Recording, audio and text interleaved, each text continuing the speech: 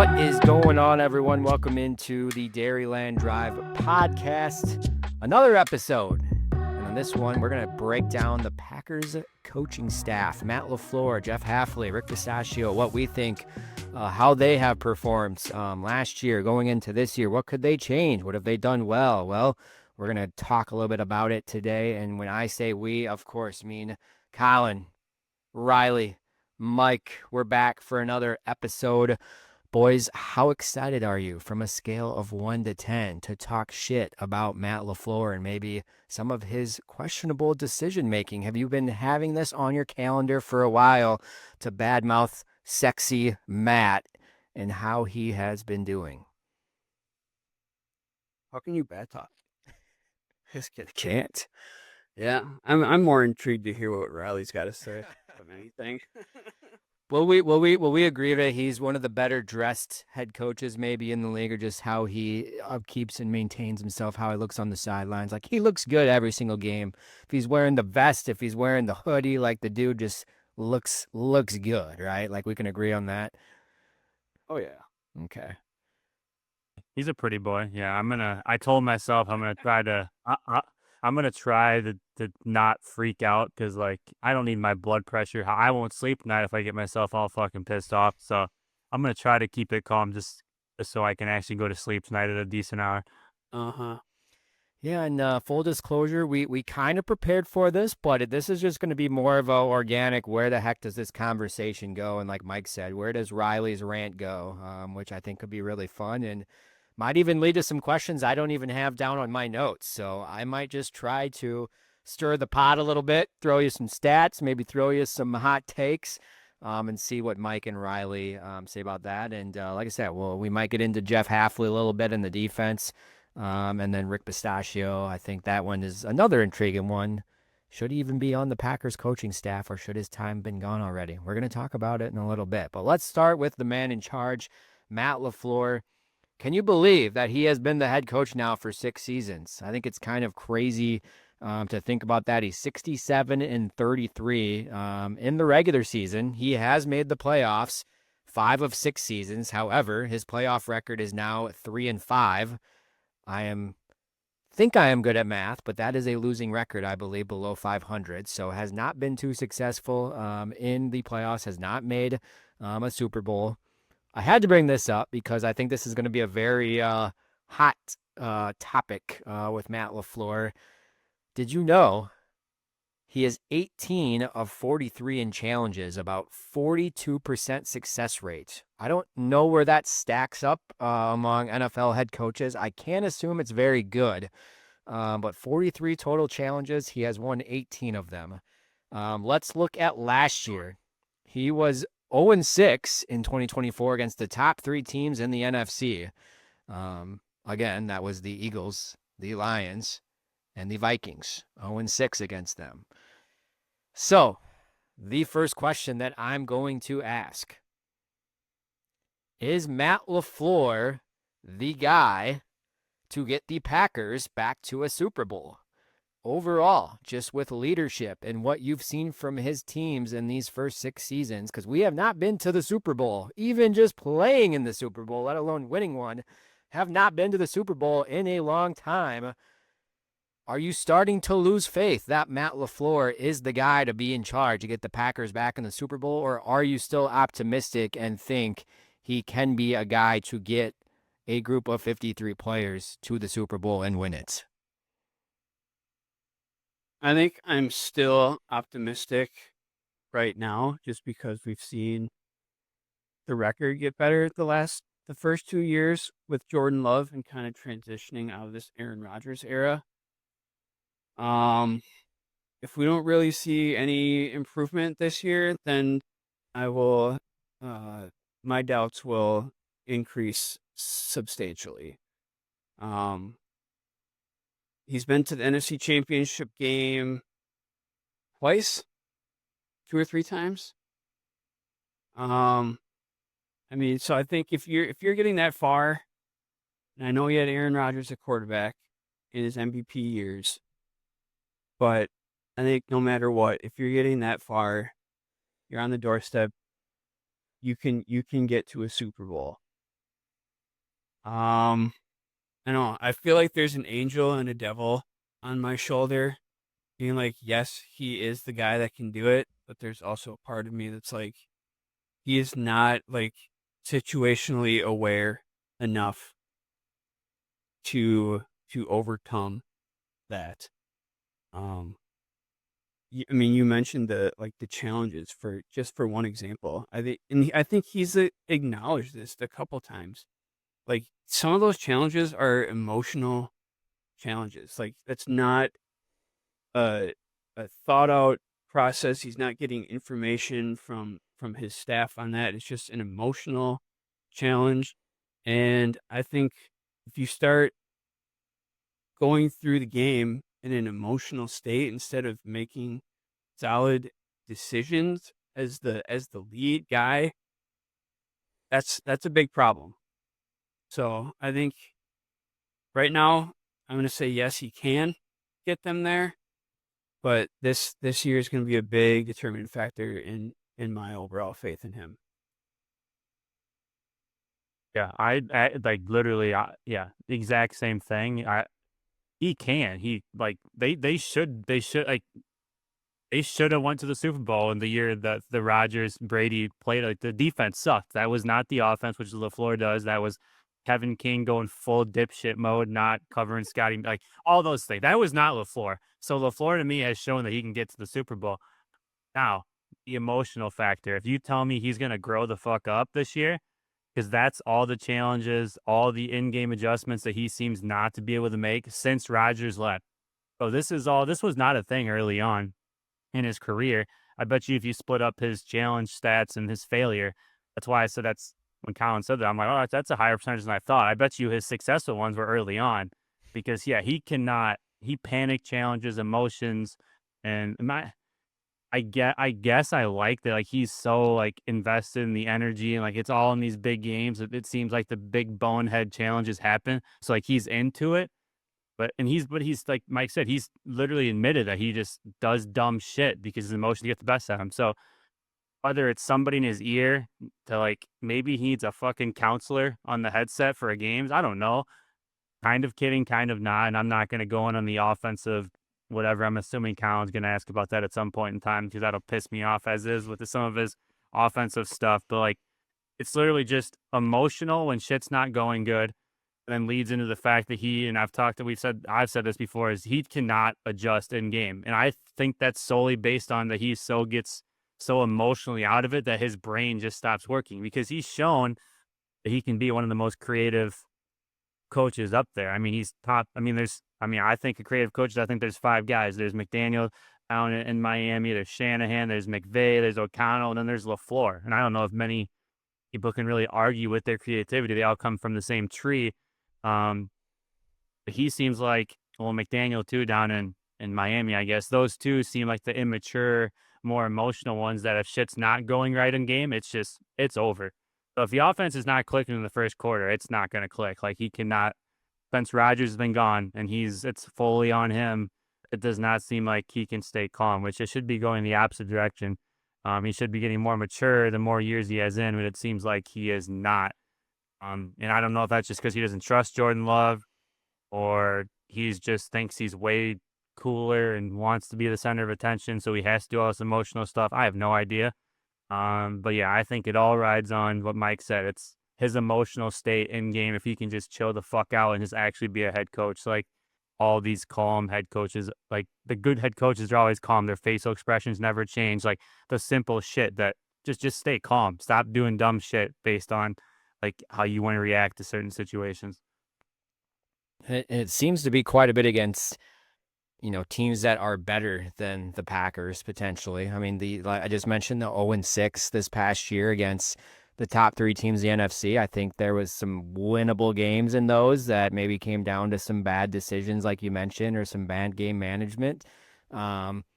And if you're going to get to that next step, you have to beat those good teams. And that's, I think, something these last couple of years that the Packers have struggled at since Jordan Love has taken over as starting quarterback. So will be interesting to kind of, like you say, see what Matt LaFleur we get in 2025 just from overall perspective, and yes, we are going to talk about the offense here in a little bit, and I know that's been building up to this.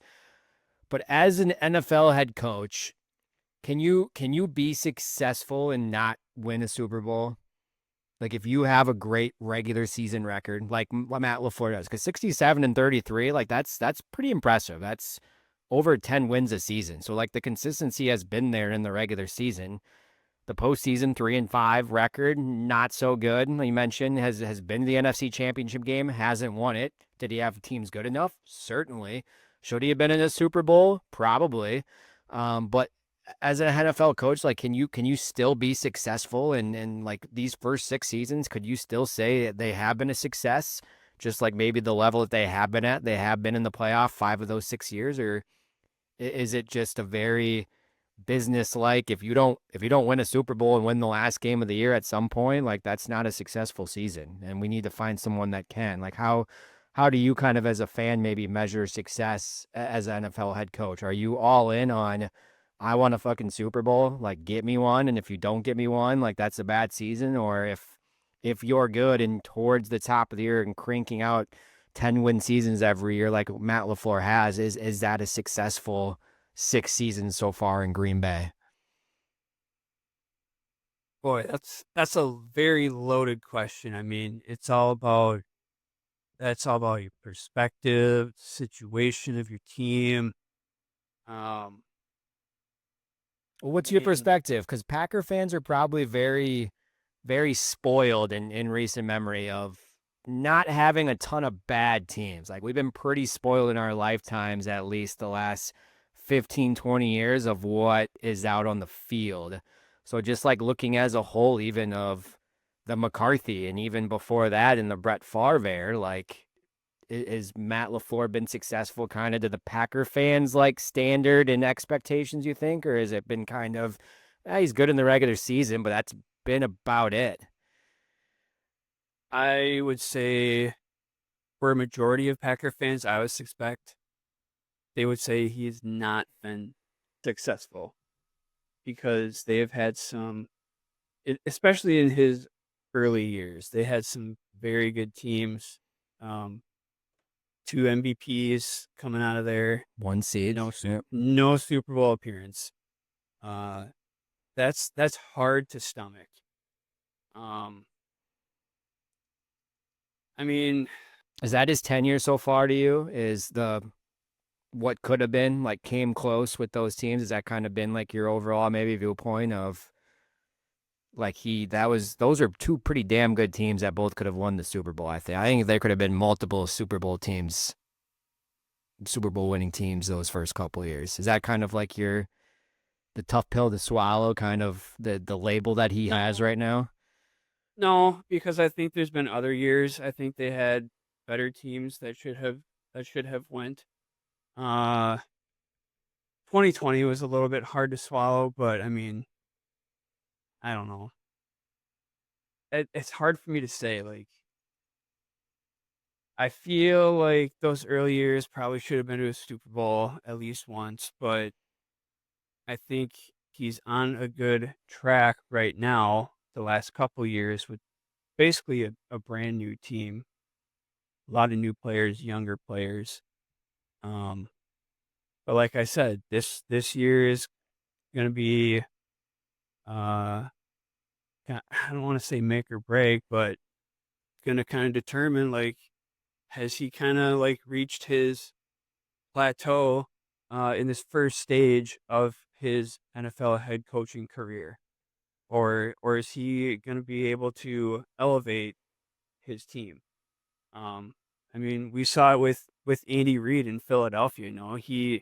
He got to that NFC Championship 5 times, I think, and went to a Super Bowl once, but eventually, like he kind of reached his limit there, and for whatever reason, he's been able to get over that in Kansas City for whatever reason, and maybe that's kind of the same career arc that Matt LaFleur has to go through too. I hope not, but I mean, maybe that's where he tops out in Green Bay. We'll see.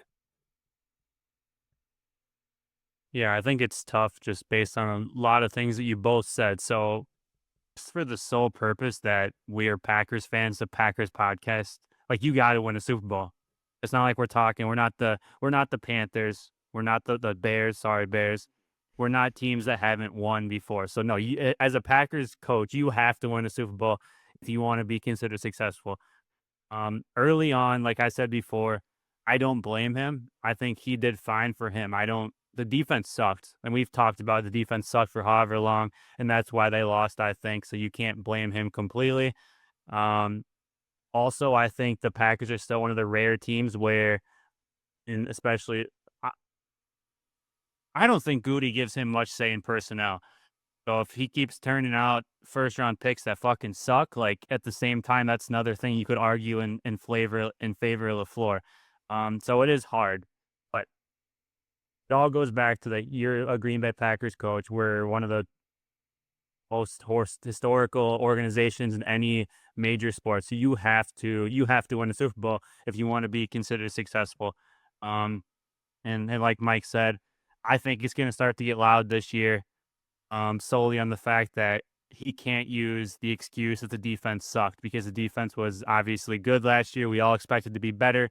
So it's all kind of on him. And yeah, I just said it's on Goody a little bit because personnel wise, but if you just want to say head coaching and that's what the outside league, rest of the league's going to look at, like, oh, you have a defense now, motherfucker. Like you should win if you're so good on offense. I think Packers fans, we can look and say, okay, well, Goody literally makes all personnel decisions, but I think everybody else in the NFL, it's going to be like he has a defense finally. Like you gotta produce and you gotta win in the playoffs. You got to get to a Super Bowl eventually. You have to win a Super Bowl. So there's a million different layers, but like I said, and I said right away, yeah, he has to win a Super Bowl if he wants to be considered a successful coach. He's not at some shitty organization. He's not at the Jets. Like whatever, I can start bashing on like the half of the NFL.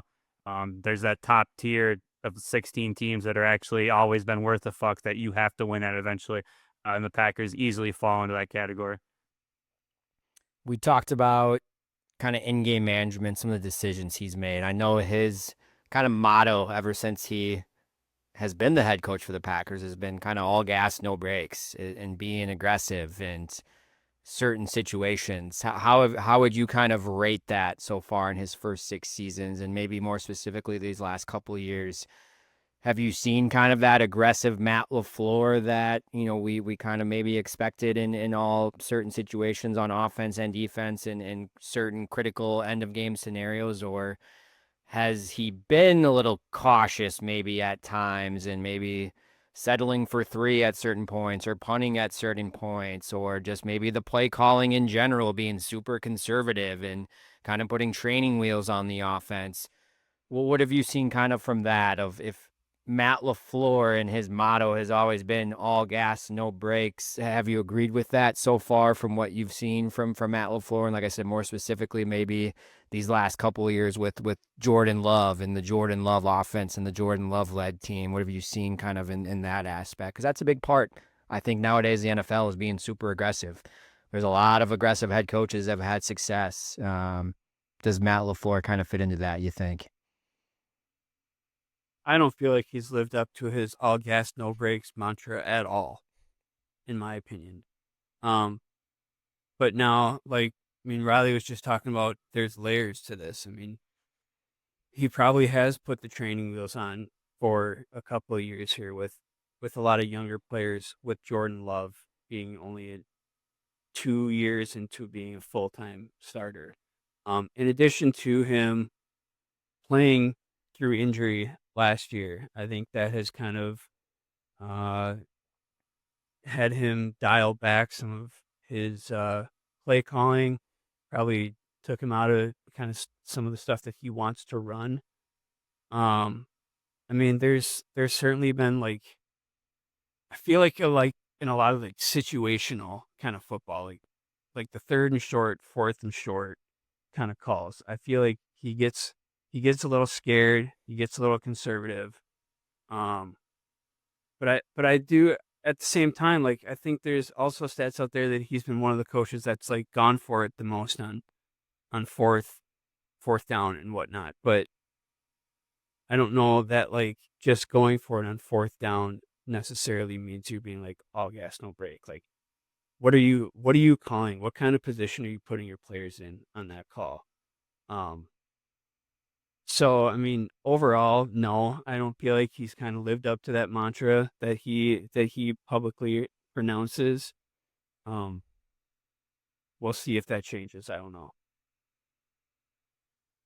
I mean, I would tend to agree that it's not been how he described it was going to be. I think he's had his moments and they've hit on some fourth downs that the Packers wouldn't have done in the past, and it's whatever. But me, it's going back to the emotional thing. How many times on like fourth and short is he just bitching at the officials about a shitty spot, and then it's like, oh, late, whatever, has to waste a timeout or rushes in a play call because his emotional reaction is to just whatever. Um, I think he's shown like the Tucker Craft motion and QB sneak. Like he has the ability to have these fourth and short, third and short, whatever plays. It's just if he gets there or not, because he just we're like this, I'm just gonna say the same thing over, and he just has mental breakdowns about the dumbest shit and just bitches and loses track of time, which is fine if he was a true head coach that was just the head coach and there's still an offensive coordinator talking to Jordan Love. Like you can't obviously, I mean, you can't fucking bitch at officials when you're the one that's supposed to call the plays. Like, just shut the fuck up and call the play. Like, it is what it is.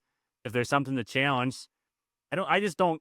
Okay, I'm gonna go on a fucking rant here. I'm trying to stop myself. Let's go. I just don't know how is there how do you not have like just I don't even care if it's a football guy.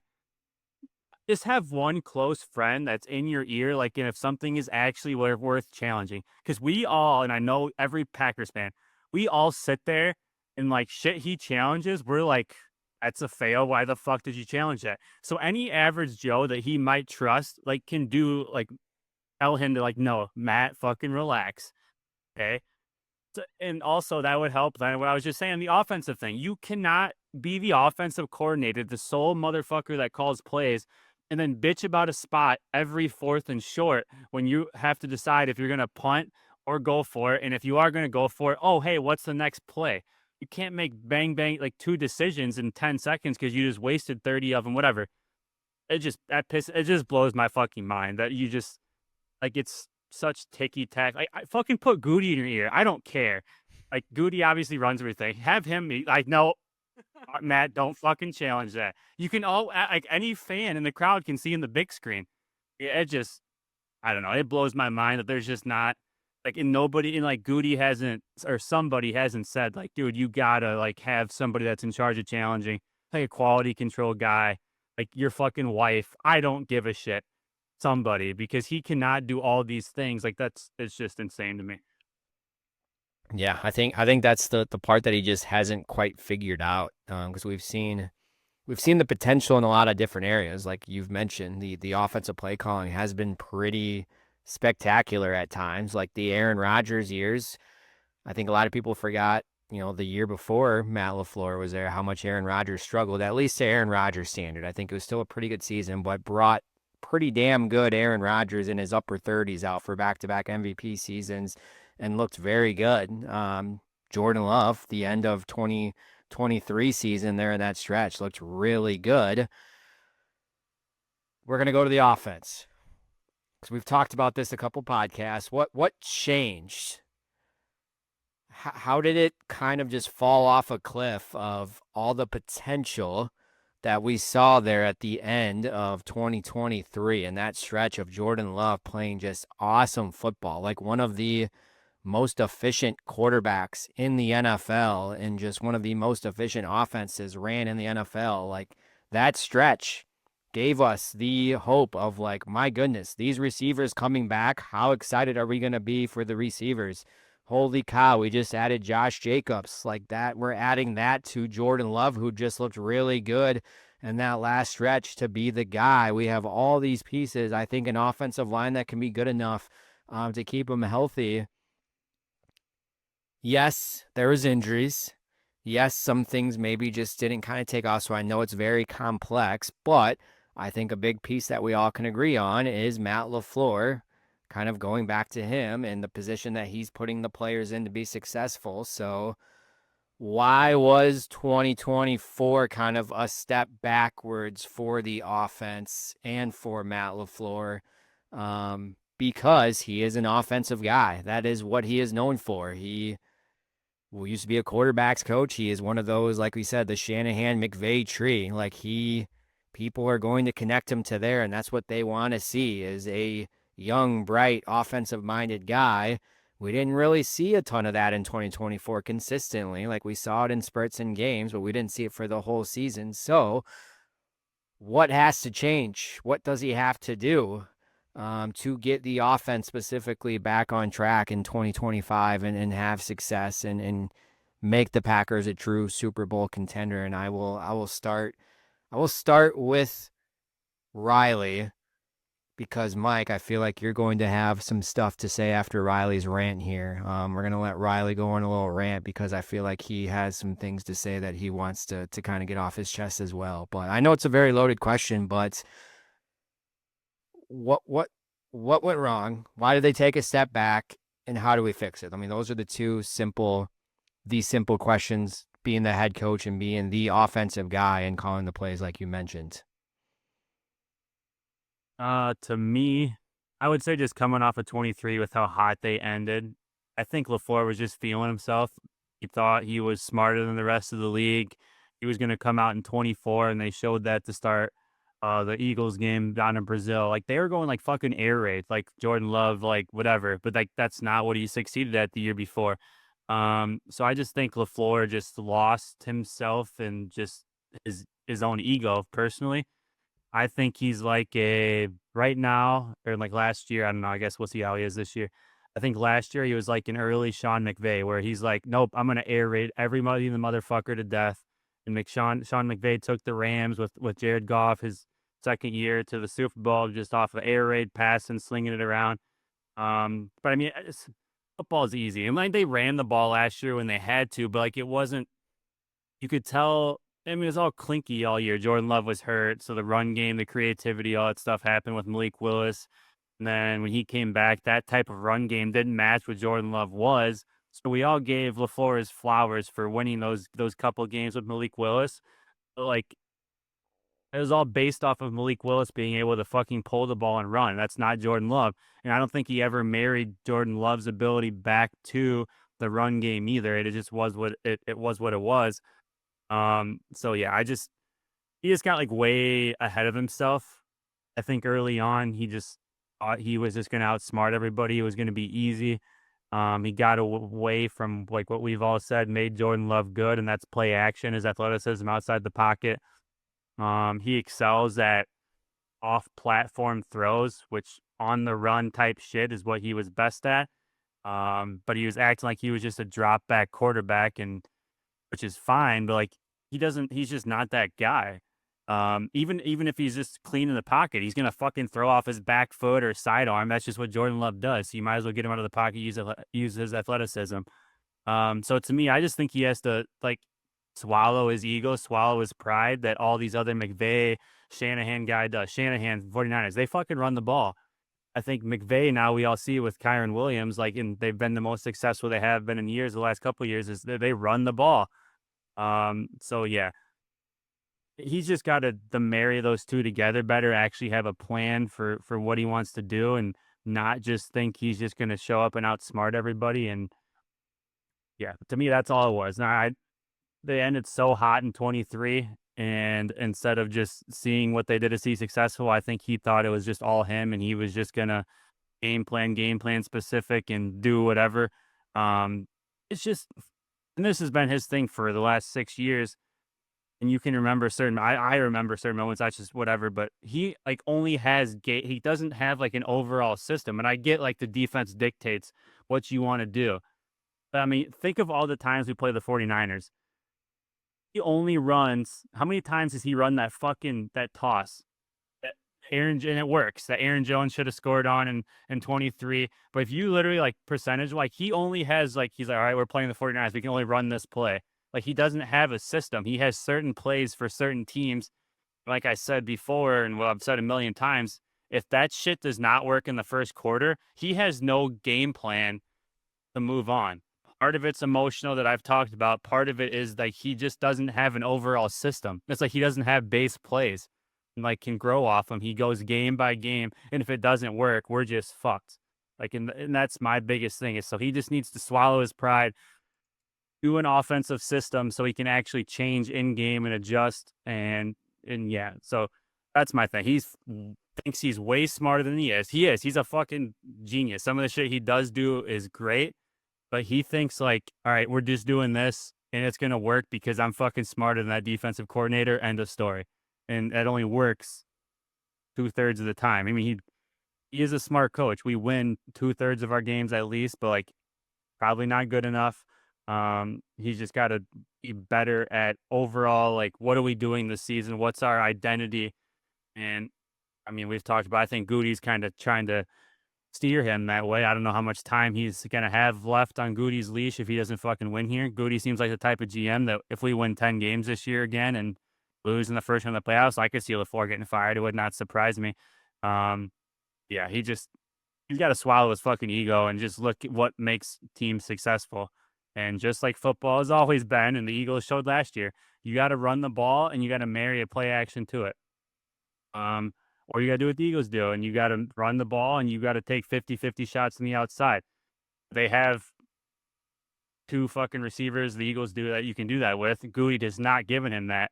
So he has to. He has speed receivers. They got to do these crossers. That's why they all worked in 23 because they fucking get across the field. They're all fast. They're all freak athletes. I wouldn't say any of them besides maybe Dobbs and Wicks, if he can consistently catch the ball, are actually pure receivers. They're all just fucking athletes. That's all fucking Jaden Reed is. That's all Christian Watson is. Like that's Savion Williams. They drafted Golden. Like they're just freak athletes. They're not like pure receivers just going to beat you man on man, 50-50 ball, stuff like that besides Dobbs and Wicks. So I don't know. Playing into what, like, because he has no say, obviously, what Goody's going to give him, but just fucking play into what you have. Stop fucking thinking I'm smarter than everybody else and just, all right, we're going to do this. Like, no, just you do what you actually have and have a overall fucking system that you can actually adjust off of in game instead of a individual team scouting report. Like, I swear to God, watching high school football, I swear to God, my high school team has more fucking offensive plays week by week than the Packers do. I guarantee they go into each game with 30 plays because he changes the entire game plan each week. Follow that up, Mike. That's gonna be tough to follow up. Boy, I agree with Riley in terms of he needs to dial back the emotion a little bit. He needs to be the calming presence on the team. I think his tenseness kind of manifests itself in his team. Sometimes they play tight when things start going wrong. Riley mentioned, if things aren't going well in the first quarter there, he doesn't really seem to have a plan after that. He's got to have a plan B, a plan C. How is he going to get this thing turned around for the whole game? Now, that said, I don't lay everything at LaFleur's feet. It takes everyone to win a game. It's not just all on him. I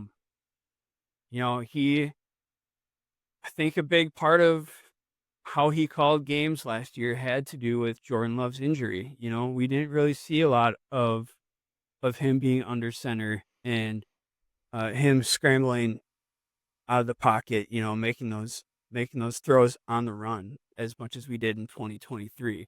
I think this year, if provided he's healthy, we'll probably see more of that. I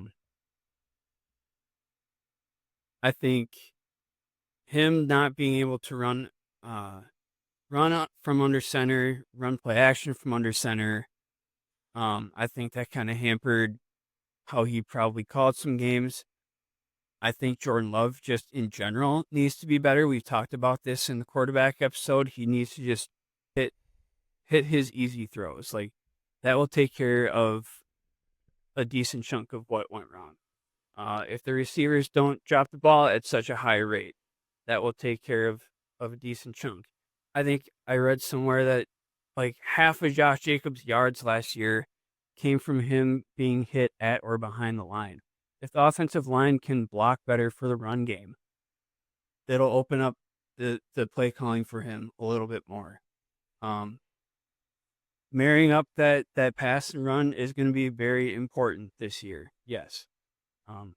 And Jordan Love's health is gonna be gonna go a long way toward that, I think. So I think part of it is on the players executing what he calls. Like he probably has some poor calls, yes, but also the players just need to execute better. That's kind of where I fall on that. Yeah. I think he is the leader, so ultimately, like, he is going to be that easy scapegoat, but his players also need to help him out a little bit. Yeah. I completely agree on like the tense part, because I do think that kind of directly impacts like the rest of the team when he's tense, when he's frustrated. I think you can see that in the players. I think that's a reason for some of the drops for the receivers as well, because I think they're so scared to fuck up, or they're just like the flow of the game. I think like that comes from LaFleur. So I completely agree on that, of just loosening up a little bit and kind of just keeping it simple and getting back to, what was successful or what he has been successful for. But we don't really know that, I think. And both of you have mentioned the first quarter, and if things don't go well, like I would say more times than not, and there is probably a handful of times where he's had bad opening scripts, but I would think, in the opening script, your first, 8 to 12 plays, like a lot of times it's pretty successful, or it does work. It moves the chains. Not all the time it ends up in points, touchdowns, maybe a field goal, but most of the time he moves the chains, gets a little bit of a drive together. That opening script is pretty good, and the flow is pretty good. But like you said, after that, it's just kind of, we don't know what to expect on a week-to-week basis. And I think that's kind of what Riley was alluding to as well, is there is really no game plan or system after that opening script, and it really is based on who they're playing. So if we can get back to that, and him kind of figure that out and take a deep, hard look at himself this offseason, and who knows, maybe the struggles in 2024, maybe that's the best thing for Matt LaFleur. Maybe that will kind of open his eyes and put that ego down a little bit and actually make him say, hey, I wasn't very good, or I made some mistakes. I need to change. I need to simplify things. I need to go back to square one. Hopefully that's what happens, because like you said, I think all the pieces are there on offense to be successful in the top 10 offense in the league. I think you just got to know your personnel and know what you have on that roster. So we'll see what that happens. I know Riley wanted to make a comment there, but that's, to me, like the opening script always seems good. Those first like 7 to 10 plays seem good, but after that, it's like, what are we doing? Like what's in store for this offense for this game? Is it going to be 5 wide? Is it going to be under center? Like we don't really know, and there's really no like consistency and stuff. And that's like my biggest gripe with him, I think, is just a game to game basis. You don't know what you're really going to get. And then some of those top play callers and top head coaches, like you typically know what you're going to get in terms of like just philosophy, or just like what it's going to look like. Like you might struggle and might have a bad game, but at least you're going down with what's true to you and what you want to do. And just maybe the defense is just better that day. But yeah, I think just Matt LaFleur more times just gets in his own way. But yeah, Riley. Oh, I was just gonna say, like you said, after the first drive, what's the plan after that? Because most of his first, because he, like I said, he's smart. He can game plan if he knows the defense is gonna do. He did like the 2-5, because like I've said, he only had like 20, 25 fucking plays, it seems like, per game. So you can go down and score the first drive, but guess what? The defense knows what you're doing the rest of the fucking game, because that's all they do. You can look back at a million. Why do you think last year? Why do you think we fucking sucked against all of our division opponents all 6 times, started slow? Because they fucking know exactly what he's going to do, because he only has game plans for certain teams. Go back to the year, not the Tom Brady year, but the year that they lost to the 49ers and that night that they shouldn't have. The fucking first drive, the Packers went down and scored. I'm like, oh, fuck, they're going to beat the fuck out of the 49ers. Nothing the rest of the game, because that was the only 10 fucking plays that he had in the entire script. Once they, running a good teams, especially division teams that scout you, you've only done the same basis of shit forever. Like, it's just he just doesn't expand. And like I think he doesn't. He needs to go the opposite of simple. He needs to go fucking. It just needs to expand. He needs to be able to call so many different things. That's why I want a system. He can call whatever and just like change a word here, a word there, blah blah blah. And maybe this is where it's not on him. Maybe this is Goody for having a fucking young offense, so they can't do that, which does not fit with what he wants to do. Maybe that's why McVay does good because he has Stafford, he has whatever older guys that can do more shit, and Jordan Love's just getting there. But then you look at fucking Shanahan with Purdy, that obviously just came in as a fucking rookie halfway through the season, and they did whatever. But he has older skilled players around. I don't know. I don't know how much whatever, but like that is my issue. Is it just not does not expand. I don't know if it's his fault.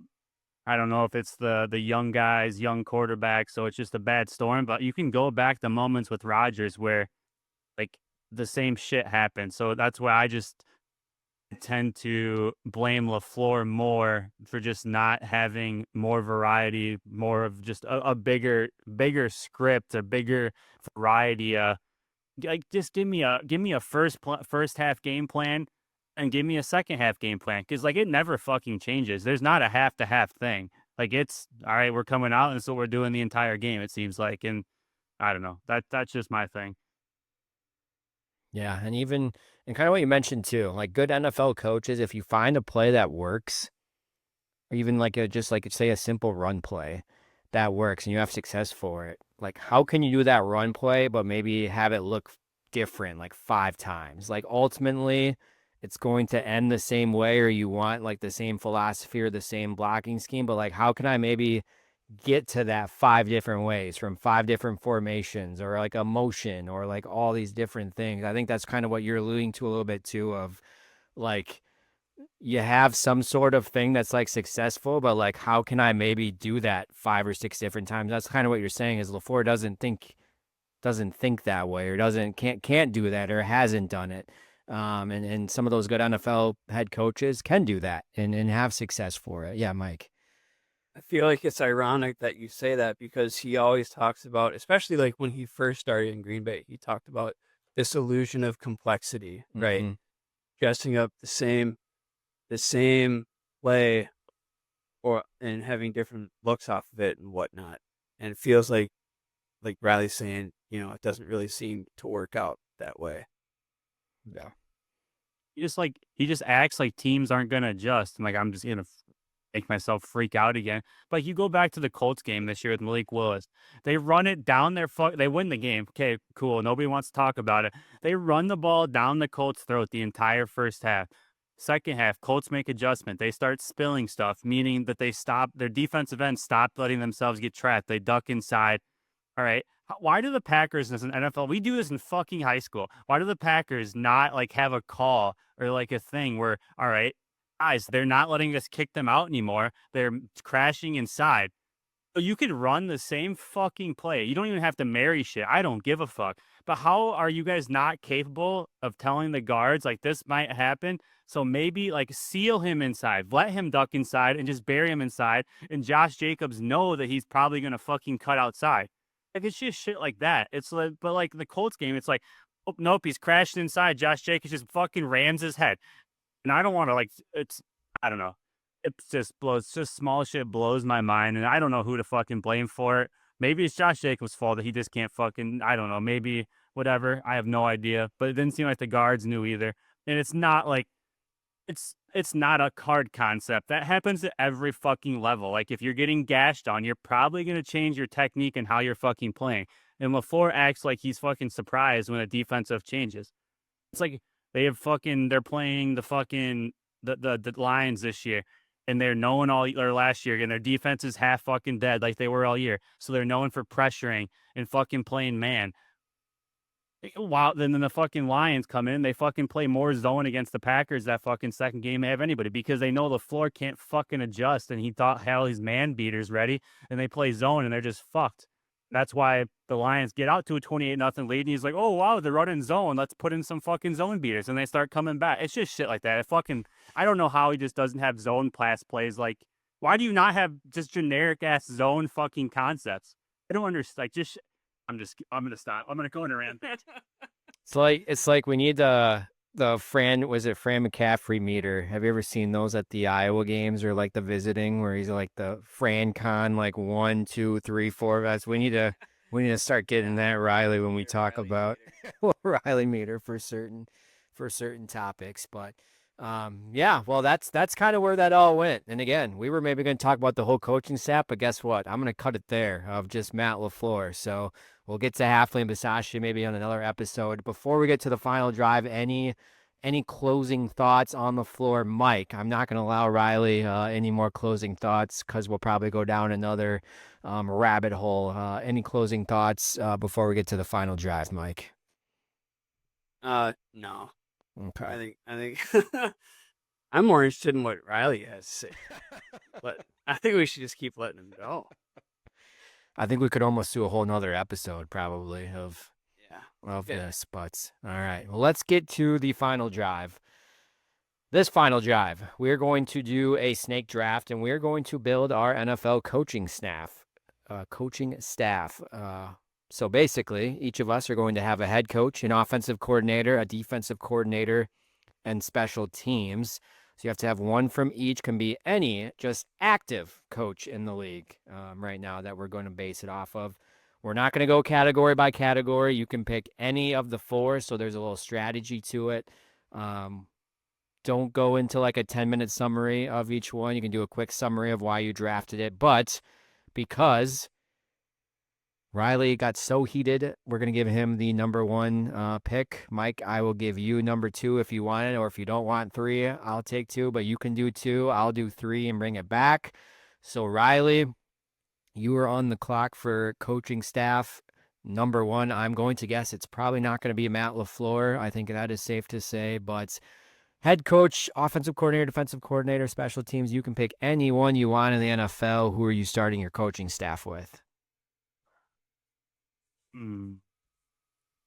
I think I'm gonna go defensive coordinator first because I just don't want either of you to take them because I just love how he coaches and how psychotic he is. I'm gonna go Brian Flores up north with the Vikings, just on the versatility, the crazy pressures, man blitz, zone blitz, all the disguises and versatility that he offers players. He actually like the stuff I was okay. I'm not gonna go into the floor again.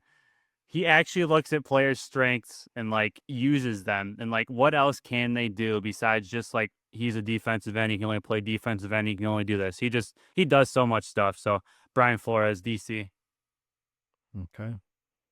I'm gonna start with the offensive coordinator. Partially because I feel like a lot of head coaches these days kind of call their offensive plays, so it's kind of hard to decipher like who's a good offensive coordinator and whatnot.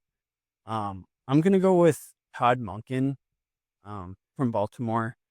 I think he came to Baltimore from Georgia.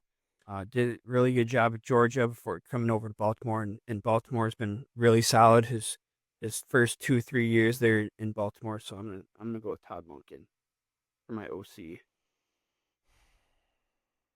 Okay, so I have back-to-back picks, correct? If we're doing snake draft format here. Yep. Yep. Okay. It's so tough because like I feel like head coach, there's a pretty top heavy of like really good head coaches. So I don't think you could go wrong with like maybe any of the top 3 on my board. So I think I might be in the same boat here for OCDC. All right, I'm gonna start on the defensive side. I'll go Steve Spagnuolo as my defensive coordinator. Just I love his aggressiveness. Like I think if there's truly someone that's all gas, no brakes, it's Spags. Like I would think he is almost as important to the Chiefs now than Andy Reid is on offense, just what he's turned the defense into. Like they're almost more of a really good defense with Patrick Mahomes is kind of what Spags has turned the Chiefs into. So I got to have him as my defensive coordinator. So I'll go Steve Spagnuolo on defense. I don't know if I want to go head coach or offense. All right, I'm just going to go head coach. I mean, the smart one would be the one I just talked about, but I just fucking love Sean McVay. So I'm going to go Sean McVay as my head coach. I think the dude is a true genius. Like, if you just listen to him talk football, like, he is so knowledgeable and he knows his roster. He's made changes. Riley talked about the changes that he kind of made of air raiding to a Super Bowl and now kind of what he likes to do with that, Shanahan-esque, I guess, style offense. I think he gets the most out of his players, like what he's doing with Matt Stafford right now and some of the young guys on both sides of the ball, specifically offense. I just love Sean McVay, and is he not even 40 yet? I don't even think he's 40 yet, is he? Or he's like upper 30s, 38, 39, something like that. So I think he hopefully will be around for a while. And when he does retire, I think he could go to the booth and be the top broadcasting analyst on whatever network he would go to. I think he would be that good or in studio because he's that smart. So Sean McVay for head coach. All right, so I'm gonna switch over to special teams coordinator here. I'm gonna go with Rich. I'm just kidding. I'm gonna go with one of the guys I think is generally regarded as one of the top special teams coordinators, Dave Tobe from Kansas City. I don't really know that much about like special teams. I just know that he's kind of been like one of the bigger names in the special teams. So I'm gonna go with Dave Tobe. All right, Riley, back to back here. I'll go head coach. I'll go Shanahan. I mean, obviously, you guys know how much of a crush I have on the 49ers offense. His versatility. I mean, there's all these situations, even back to the Falcons and plenty of times with the 49ers where people can say that he maybe crumbled under pressure, but I don't know. I just think his versatility, his creativity, all that stuff, how he utilizes players, is just insane. So I'll go with him and my head coach, and I'll go OC. Because Shanahan does. He has little how we've talked about. He gets a little emotional, a little pissy sometimes. I'm gonna put Artie Smith as his OC because he seems about the most bland of bland motherfuckers of all time. I think can mellow anybody out because he never changes. I don't even know if he would smile if they won a Super Bowl at the Steelers this year. And he is very creative in the run game. He made the Titans offense with Derrick Henry and Tannehill after LaFleur even better, I would say. So he does have that creativity. So yeah, I would go Artie Smith as my OC. All right, I'm gonna throw it over to defense here, and I'm gonna go with Vic Fangio as my defensive coordinator. I think he's a guy that is often tried to be replicated but never duplicated, as they would say. A lot of guys try to implement his system, but it never really seems to work out as well as Vic Fangio does it wherever he goes. We've just seen what he did in Philly this last year with that dominant defense, just absolutely crushing it in the Super Bowl. So Vic Fangio is my D coordinator. Okay. All right. Yeah, I didn't really think this one through now of offensive coordinator and special teams. Because pretty much my offensive coordinator with Sean McVay on the staff is pretty much pointless. So now I might I don't know. I'm kind of thinking if I have to pivot here. All right. Well, I'll just go special teams. I don't know a ton about special teams coaches. Name that I kept seeing quite a bit is it Chris Tabor from the Bills, as one of the better special teams coordinators in the NFL. Seems like he has pretty steady units in the kicking and punting game and return and all of that. So that's who I'm going to go with for special teams. And then OC. Oh man, I do not know how they would mesh, but I think it would be fascinating because it's like two completely different styles. Um, kind of, I guess not so much this past year, but I think with what he did out of Jaden Daniels and kind of his resurgence from his Cardinals kind of fiasco to what he did with the Commanders this past year and definitely overachieved and outperformed, I think, expectations. I'm going to go Cliff Kingsbury to Partner with Sean McVay, I think two pretty bright offensive minds that can cover a lot of bases and throw a lot of looks out at defenses that would probably be a nightmare. So I will go Cliff Kingsbury to round out my coaching staff as OC. So that leaves me with my head coach. There's a few different guys I kind of like here. I'm kind of between Andy Reid, Dan Campbell, or Kevin O'Connell, but it's hard for me to pick against Andy Reid, having won 3 Super Bowls. I think he's got now, right? I think hard to go against Andy Reid. So he's my head coach. All right, I got my special teams coordinator left, and I'm just gonna go with Danny Smith. If anybody knows the Steelers, special teams guy, old guy, short, the gum guy, smacking gum the entire time. This toughness. He's literally been a special teams coach in the NFL since like 1996. He's doing something right, or he wouldn't have a job still. So yeah, just also a good culture guy, toughness, old school. In the building. So Danny Smith, the Steelers special teams coordinator. All right, that is all of our coaching staff. So let's recap them real quick, one by one. I'll start. My head coach, Sean McVay, my offensive coordinator, Cliff Kingsbury, my defensive coordinator, Steve Spagnuolo, and my special teams coordinator, Chris Tabor from the Bills. All right, my head coach, Andy Reid. Offensive coordinator, Todd Monken from Baltimore. Defensive coordinator, Vic Fangio from Philly. And special teams coordinator, Dave Toub from Kansas City. And my head coach, Kyle Shanahan. OC, Artie Smith. DC, Brian Flores. Special teams coordinator, Danny Smith. All right. Some pretty good coaching staffs. Well, tell us how we did, and who you think won and has the best coaching staff that would take their team to a Super Bowl out of us three, and tell us who your coaching staff would be for head coach, offensive coordinator, defensive coordinator, special teams. Any closing thoughts before we wrap things up here? I think Riley is probably all talked out. Some good content and some good stuff about that. We didn't even get to defense or special teams. That's how good the talk with Matt LaFleur was. Like I said, I didn't know where it was going to go, but I'm glad it went the ways it did. I think we covered a big basis of how Matt LaFleur has done and kind of previewing and maybe what he needs to change here for this upcoming year. But any closing thoughts before we wrap things up here? All good. All talked out. All right. Well, once again, thanks for listening to the Dairyland Drive podcast.